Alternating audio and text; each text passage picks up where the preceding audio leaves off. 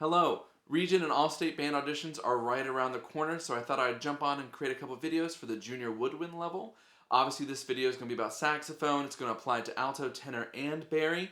Just remember, if you're on a tenor saxophone, it is going to be in a different key, but the musicality still applies. I'm going to play through the etude and then go back through measure by measure and kind of break it down so you can get all the brownie points you can from the judges. Here we go.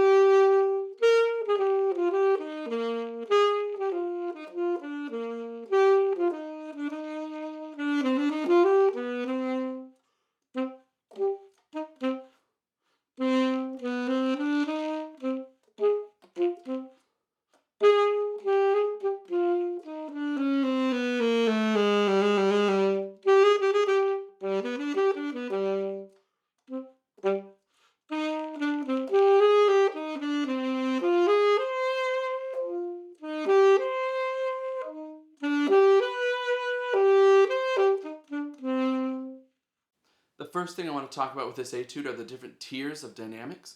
We start at mezzo piano, crescendo to mezzo forte, with another crescendo we could presume goes to forte, and then followed by mezzo piano, then piano into the third line. It steps, steps, steps, then steps right back down. We need to work hard to make sure those different levels are heard. I like to start maybe a little softer than mezzo piano, then exaggerate to a mezzo forte, then exaggerate even more to a forte dynamic, and then when I go back down to that mezzo piano, I kind of go in the middle of a mezzo piano to mezzo forte, so then I can let that piano with a third line be heard well without having to work too hard to get a piano dynamic. Now after that, we have a crescendo into a mezzo forte into the fourth line, then another piano step down. That's a good, easy dynamic change. Then we have a crescendo to forte, then jump down to mezzo piano, and then end with a mezzo forte. Those kind of stepwise motions are easy to achieve, but we just have to make sure we exaggerate on the extremes. Our softs need to be a little softer, and our louds need to be a little louder. That just allows us to show off those dynamic changes more easily. Another thing with this etude is that we have to make sure we're using the appropriate articulation throughout. There are a lot of syncopated accents on the and of one, staccato eighth notes, and slurred 16th notes. We have to make sure we're using the appropriate articulation when approaching those different notes to show a wide dynamic of articulation. Starting with the first line, we have a perfect example of all those articulations all on one line. We start out with the staccato eighths, move on to an accent on the offbeat, then slurred 16ths, and then so on and so forth. So we have to make sure we exaggerate those things and as well as add those tiered dynamics.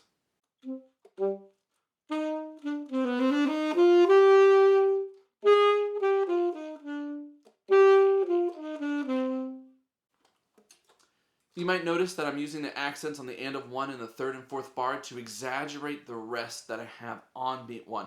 That rest is so important. It's what gives the etude its style. One could say this etude does have a little bit of a Latin flair, maybe a little bit of tango, so we have to make sure we exaggerate those accents, exaggerate that style to make sure that feel comes across. With the second line, we start right off the bat with the absence of beat one with an ascending scale into, we assume, a forte dynamic. Then we jump down to mezzo piano with those 16th notes. Make sure they lead somewhere and that those quarter notes after those 16ths don't stay stagnant. Kind of crescendo just a little bit within the mezzo piano dynamic and lead to the end of that line and then resolve at the very end before going into the piano dynamic of the third line.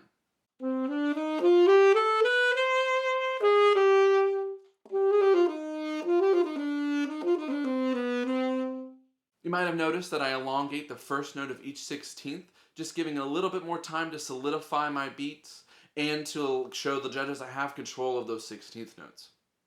Going on to the third line, it is a piano dynamic coming from a mezzo piano, so that is already difficult. And also we have the lower register of the horn, which is not acoustically loud, but because of the natural tendency of the horn, the lower register is amplified a bit, and we do have to work a little bit harder to get it to speak. So we have to work extra hard to make sure the piano dynamic is where it needs to be.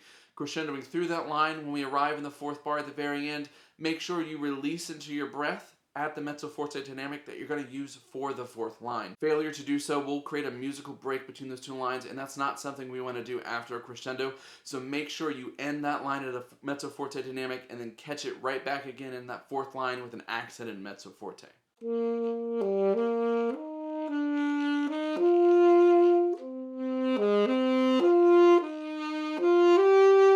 Going on to the fourth line, we have dotted eighths, sixteenths, 3 measures in a row. It's really important that you exaggerate the dotted eighths, sixteenths so it doesn't sound very triply. A great way to practice this is by articulating the 16th note subdivision underneath each note.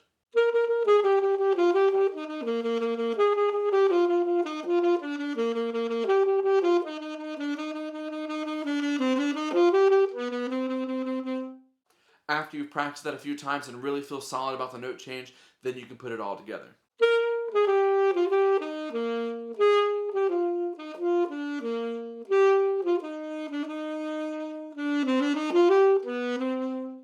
Going into bar 17, we don't have to work too hard for that piano dynamic because we just came from a mezzo forte.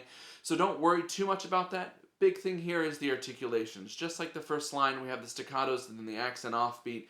And then we have these slurred passages and the non-accented or staccato notes. We have to make sure we show the difference between those.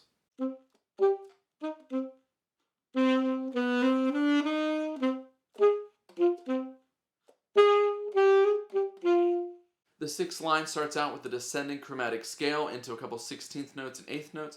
We are crescendoing throughout that entire line. Make sure that those 16th notes don't blast out though, and that you hold the 8th note at the very end full value.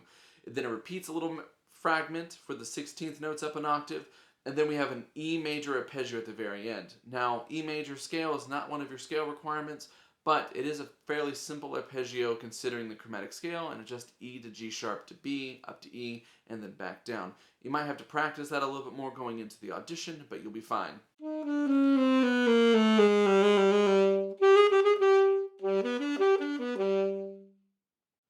Last but not least, the A ending. The first measure is exactly the same as measure 1. We have a little bit different notes for the second measure, and then we have this new idea that's introduced. We have this ascending line that repeats 3 times in a row. The third time then elongates the last beat into a final measure. The trick here is going to be making sure the lower notes of the line stick out and that those notes go through each bar and allowing the higher notes to just kind of float. Those will speak very well, so we don't need to put any extra pressure on those, and they're not as important as the lower notes.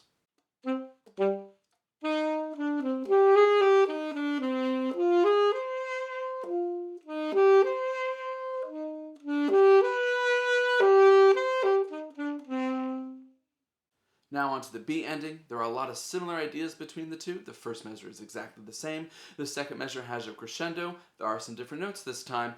And then the last 4 bars have some similar ideas. Now we have a rest on beat 1, but we still have that line that needs to carry through. And it repeats itself in the lower octave before going into it back to the E major arpeggio and then ascending to an A minor arpeggio up into the higher register of the horn.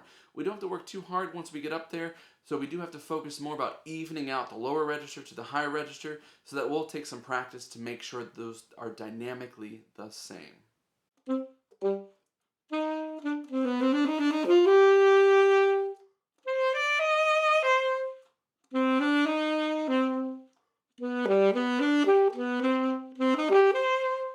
hope you found this video helpful and insightful for your final region and all-state preparations.